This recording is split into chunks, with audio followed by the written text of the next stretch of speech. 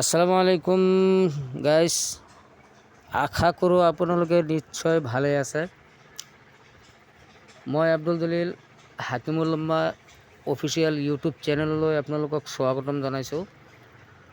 আজি মই এইটো ভিডিঅ'ৰ মাজত মই আপোনালোকক দেখুৱাম 2005 আৰু 2025 বা 2024-25 আৰু 2005 এইবোৰ ভোটাৰ লিষ্ট কেনেকৈ আপোনালোকে ডাউনলোড কৰিব পাৰে, PDF ডাউনলোড কৰি লিষ্টখন আপোনালোকৰ মোবাইলৰ জৰিয়তে চাব পাৰে, সেইটোৰ বিষয়ে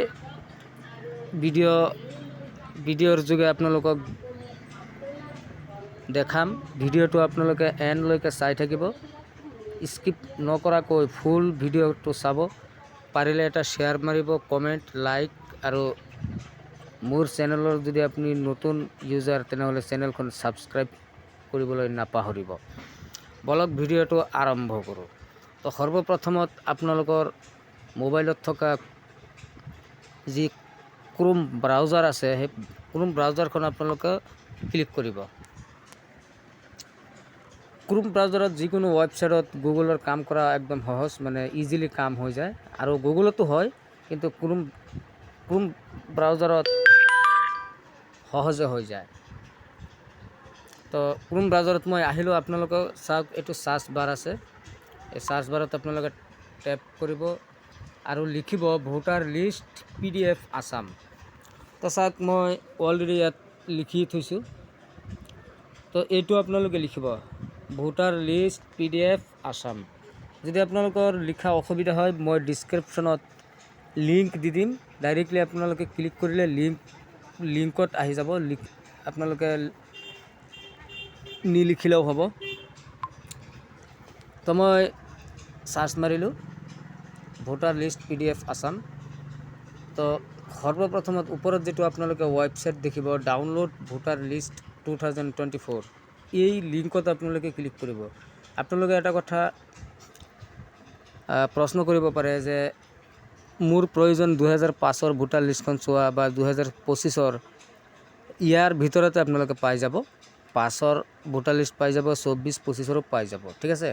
তো এই লিংকত জাষ্ট আপোনালোকে কি কৰিব, টেপ দিব ডাউনলোড ভোটাৰ লিষ্ট 2024, ইয়াত আপোনালোকে ক্লিক কৰিব। জাষ্ট মই ক্লিক কৰিলোঁ। এতিয়া চাওক, আপোনালোকে সৰ্বপ্ৰথমত এটা মই আপোনালোকক জুম কৰি দেখুৱাই দিছোঁ। ইয়াত চাওক PDF electoral roll for the year 24 and 25। তাৰপাছত ইয়াতে চাওক PDF electoral roll for the year 2005, তাৰমানে 2005-ৰ। ইয়াত আপোনালোকে দুইটা ছিষ্টেম দিছে, চাওক দুইটা অপশ্যন দিছে। ইয়াতে যদি আপোনালোকে ক্লিক কৰে, নতুন লিষ্টখন আপোনালোকে চাব পাৰিব। আৰু এতিয়া বৰ্তমান 2005-ৰ লিষ্ট, মানে আপোনালোকৰ দেউতাকৰ নাম 2005 চনৰ ভোটাৰ লিষ্টত আছেনে নাই, যদি সেইটো চাব বিচাৰে তেনেহ'লে ইয়াতে ক্লিক কৰিব।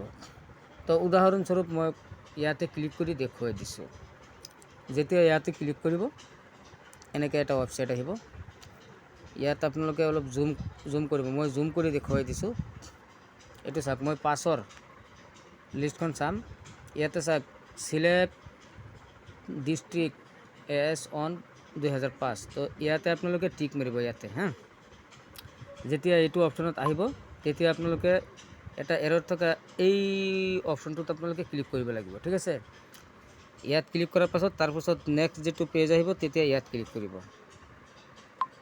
তো এতিয়া মই ইয়াতে ক্লিক কৰিলোঁ প্ৰথমটো। এতিয়া আপোনালোকে প্ৰথমে ডিষ্ট্ৰিক্টখন চিলেক্ট কৰিব। মোৰ ডিষ্ট্ৰিক্ট হ'ল লখিমপুৰ। এই লখিমপুৰত মই টিক মাৰিলোঁ। এতিয়া আকৌ 2 নম্বৰ অপশ্যনত চিলেক্ট এছেম্বলি, তাৰমানে ইয়াতে যে মই টিক মাৰি দি দেখুৱাইছিলোঁ, ইয়াতে আপোনালোকে আকৌ ক্লিক কৰিব। মই আকৌ দেখুৱাই দিছোঁ দেই, এইটোত, হা। ইয়াতে আপোনালোকে ক্লিক মাৰিব। তো মই ইয়াতে ক্লিক মাৰিলোঁ। প্ৰথমতে আপোনালোকৰ বিধানসভাটো ক'ত আছিলে, তাৰমানে সমষ্টি প্ৰথমতে আপোনালোকৰ সমষ্টিটো কোনখন আছিল, 2005ত সমষ্টিখন কোনখন আছিলে। তো আমাৰ নাওবৈচা আছিলে, কাৰোবাৰ বিহপুৰীয়া, কাৰোবাৰ লখিমপুৰ, কাৰোবাৰ ডকুৱাখনা, গতিকে আমাৰ সমষ্টি আছিলে নাওবৈচা। তো মই নাওবৈচাত ক্লিক মাৰিলোঁ।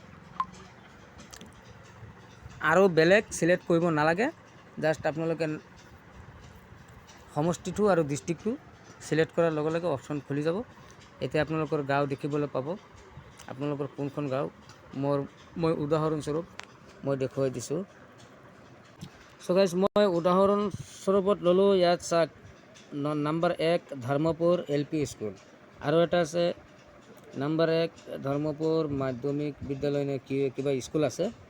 তো মই আপোনালোকক দেখুৱাই দিছোঁ 1 নং ধৰ্মপুৰ LP স্কুল LS, মানে লেফ্ট সাইড, এইটো লেফ্ট সাইড হ'ব আৰু এইটো ৰাইট সাইড হ'ব। আচ্ছা, যিখিনি হওক, যিটোৱে থাকক, মই লেফ্ট সাইড 1 নং ধৰ্মপুৰ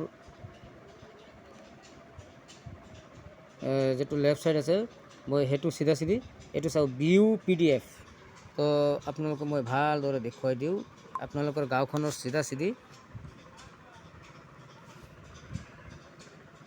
এইটো চাওক ভিউ PDF নামৰ যেটো অপশ্যন দেখিবলৈ পাব, ইয়াতে আপোনালোকে ক্লিক দিব লাগিব। দেখিবলৈ পাইছে নহয়, এইটো ভিউ PDF বুলি যেটো আছে, ইয়াত আপোনালোকে ডাইৰেক্ট ক্লিক মাৰিব লাগিব। তো চাওক মই ভিউ PDF অপশ্যনটোত ক্লিক মাৰিলোঁ। ক্লিক মাৰাৰ লগে লগে আপোনালোকৰ গুগল মিট অপশ্যনটো আপোনাৰ মোবাইলত ডাউনলোড কৰা থাকিব লাগিব। তো ডাইৰেক্টলি তাতে ৰিডাইৰেক্ট হৈ লৈ যাব। এতিয়া আপোনালোকৰ নাম কেনেকৈ ওলাব, আপোনালোকৰ ঘৰ নম্বৰ যদি মুখস্থ আছে, তো ডাইৰেক্টলি ঘৰ নম্বৰ দি ডাইৰেক্টলি ইয়াত চাব পাৰিব। ইয়াতে চাওক ক্ৰমিক নম্বৰ দিয়া আছে আৰু ঘৰ নং দিয়া আছে, ঠিক আছে। তো ফাৰ্ষ্টত ঘৰ নম্বৰ থাকিব, এইটো চাওক ঘৰ নম্বৰ 1111 একদম 7টালৈকে 11 আছে, তাৰপিছত আকৌ 22 33 এনেকৈ আপোনাৰ ঘৰ নম্বৰ কিমান আছে সেইটো ঘৰ নম্বৰটো চাই চিধা চিধি আপোনালোকৰ নামখন পাই যাব। আশা কৰোঁ আপোনালোকে নিশ্চয় লিষ্টখন চাব পাৰিব। মোৰ ভিডিঅ'ৰ যোগে আপোনাৰ চোৱাটো সহজ হৈছে। যদি সহজ হৈছে বুলি আপোনালোকে উপকাৰ হ'ল ভিডিঅ'টো চাই, তেনেহ'লে এটা ছাবস্ক্ৰাইব দিব, লাইক দিব আৰু ভিডিঅ'টো শ্বেয়াৰ দিব। আপোনালোকৰ বন্ধু বান্ধৱেও যাতে ভিডিঅ'টো চাই উপকৃত হ'ব পাৰে। ধন্যবাদ বন্ধুসকল। আৰু এটা কথা ক'বলৈ মই পাহৰি গৈছিলোঁ। এই এপ্লিকেশ্যন আপুনি লাইফ টাইমৰ কাৰণে ডাউনলোড কৰি ৰাখিব পাৰে। যেতিয়া আপুনি আপোনাৰ গাঁৱৰ চিধা চিধি ভিউ PDF অপশ্যনত ক্লিক কৰিব, যেতিয়া এইটো অপশ্যন আহিব, তেতিয়া আপুনি এটা কাম কৰিব, ওপৰত চাওক 3 ডট এটা আইকন দেখিবলৈ পাইছে, এইটো চাওক, এই 3 ডট মেনু এটা ক্লিক মাৰিব। ক্লিক মাৰাৰ লগে লগে 2 নম্বৰ অপশ্যনত আপোনালোকে পাই যাব ডাউনলোড। ইয়াতে চাওক 2 নম্বৰ অপশ্যনত আহি গ'ল ডাউনলোড, ইয়াতে ক্লিক কৰিব, ফাইলখন ডাউনলোড হৈ যাব। ঠিক আছে, ধন্যবাদ।